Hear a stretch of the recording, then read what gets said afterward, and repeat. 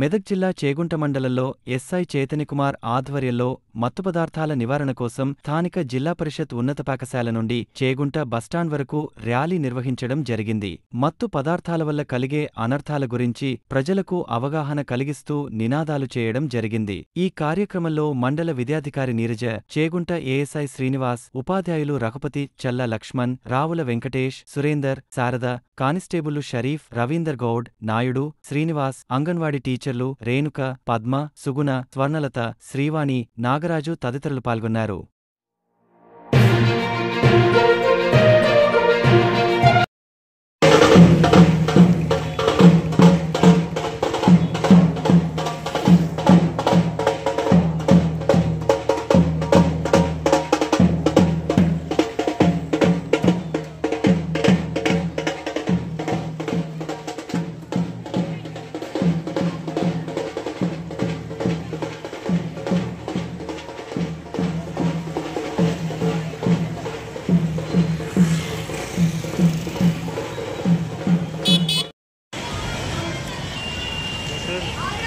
నాది వీడియోనే ఉంటుంది.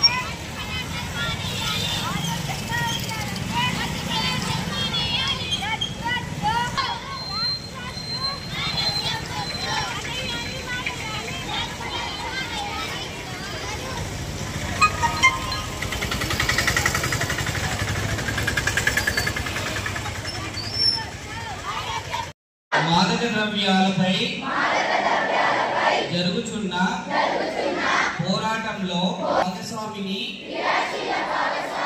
అవుతానని కృషి చేస్తానని నేను డ్రగ్స్ రహిత సమాజమే లక్ష్యంగా సాగుతున్న తెలంగాణ ప్రభుత్వ